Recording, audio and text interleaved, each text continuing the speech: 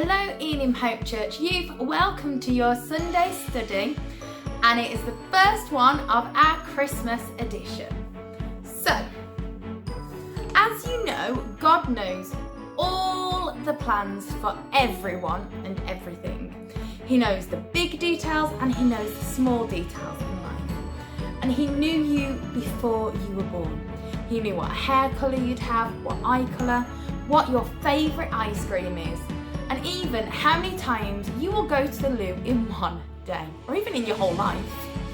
So my favourite Bible verse is 1 Jeremiah 29 verse 11. And I'm sure many of you know this verse or have heard this verse. So it says, "For I know the plans I have for you, declares the Lord. Plans to prosper you and not to harm you. Plans to give you a hope and a future."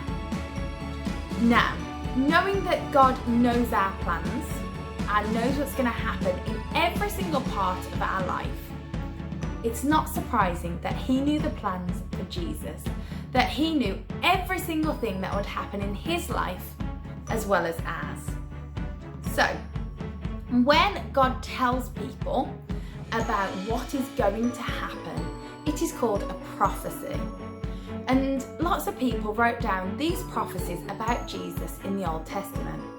Now, today and next Sunday, we're going to be looking at the Messianic prophecies. Wednesday night youth, I've learned how to pronounce it correctly. Whoop, whoop.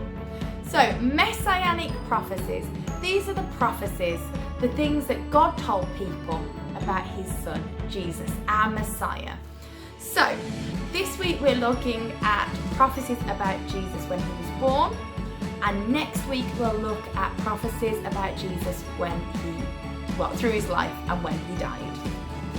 So, let's first of all have a look at Genesis chapter 12, verse 1 to 4.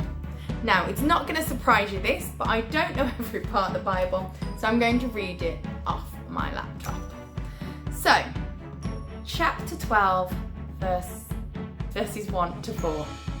The Lord had said to Abram, "Go from your country, your people and your father's household, to the land I will show you. I will make you into a great nation and I will bless you. I will make your name great and you will be a blessing. I will bless those who bless you, and whoever curses you I will curse. And all peoples on earth will be blessed through you." So Abram went as the Lord had told him, and Lot went with him. Abram was 75 years old when he set out from Haran. Now, the important bit in that is chapter 3. Well, first of all, it tells Abram, who later becomes Abraham, God tells him, "You're going to become a great nation." But the important thing is and all peoples on earth will be blessed through you. That is because Jesus was a descendant of Abraham. We're now going to look at Isaiah 16 verse 5. So Isaiah 16 verse 5 says, "In love a throne will be established. In faithfulness a man will sit on it, one from the house of David, one who in judging seeks justice and speeds the cause of righteousness." This prophecy is saying that Jesus is not only going to come from the line of Abraham, but he's going to come from the line of King David, who many of you will know about from the Bible. Genesis 49 verse 10 is all about the tribe of Judah, which once again, Jesus was a descendant from. So, this says, "The scepter will not depart from Judah, nor the ruler's staff from between his feet, until he to whom it belongs shall come, and the obedience of the nations shall be his." This is talking about Jesus. Jesus will be from the line of Judah. Jesus will be holding the scepter. The scepter is something that royals hold. He will be holding it. And I like this bit. "And the obedience of the nations shall be his." So those that are obedient will be Jesus's. I love that. Right, Isaiah 11, 1 to 5. Now at this point you might be thinking, "Oh Gemma, you're reading so many Bible verses. What has this got to do with me?" Now, the reason I'm reading these Bible verses is because it's so important to see how powerful and all-knowing God is. Sometimes we just look at God to think He's our Father, He loves and cares for us. And we forget how powerful, all-knowing, creator of the universe, that He is the Almighty. And through reading these verses, we're not only seeing that He's our Father, but actually He has this whole thing planned. He knew we as humans would mess up, and He knew we needed Jesus, our Messiah, our Saviour, to come. And each of these verses that I'm going through is showing that God the Almighty knew what was going to happen, and He knew we needed Jesus. And these were written hundreds of years before Jesus was born. So once again, it wasn't just a prediction. It wasn't just a good guess. This was God breathed. This was God saying to people, this is what's going to happen. It was a prophecy, not a guess, a prophecy. So, Isaiah 11, verses 1 to 5. A shoot will come up from the stump of Jesse, from his roots a branch will bear fruit. The Spirit of the Lord will rest on him, the Spirit of wisdom, of understanding, the Spirit of counsel and of might, the Spirit of the knowledge and the fear of the Lord, and he will delight in the fear of the Lord. He will not judge by what he sees with his ears, or decide what he hears with his ears. I'll just say it again because I think I said it wrong.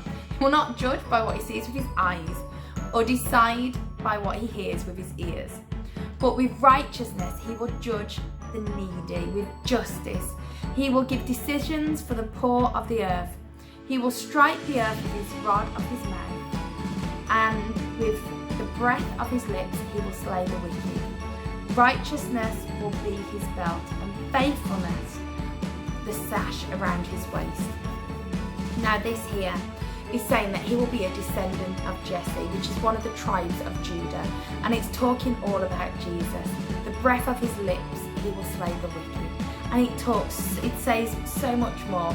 I really recommend you have a read of Isaiah 11 because it is just a very powerful chapter that shows that God knew what was happening and he shared this with others.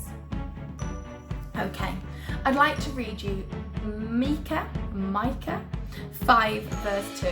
Now I must say I am rubbish at pronunciating. Can't even pronounce rubbish. So, Micah, so you might pronounce it differently. 5 verse 2 says, "But you, Bethlehem, Ephrathah, though you are small among the clans of Judah, out of you will come for me one who will be ruler over Israel, whose origins are from of old, from ancient times." So this isn't just saying a big detail like it'll be a descendant of blah blah blah, but he actually says in this verse that he will be born in Bethlehem. The Son of God, the Messiah, will be born in Bethlehem. It's giving you the details. And Isaiah 7:14 says, "Therefore the Lord himself will give you a sign. The virgin will conceive and give birth to a son, and he will call him Emmanuel." So from that verse, we know that a virgin would give birth to baby Jesus, which we all know is Mary, and he would also be called Emmanuel. Emmanuel means God with us, the Messiah. So that doesn't just mean a man, a human. It means God's Son, the Messiah, God with us here on earth. Now, to me, all of these verses are so powerful because it shows that God knew the detail. There was planning. He planned, he knew what was happening, and he told snippets to different people. There are many more prophecies about Jesus, and I really recommend you speaking to your grown-ups, having a look on Google, speaking to me, and I will gladly give you more verses to look at and more details. Next week on our Sunday Study Christmas Edition Part 2, we're looking at the Messianic prophecies to do with Jesus' life and death. We hope you can join us. See you.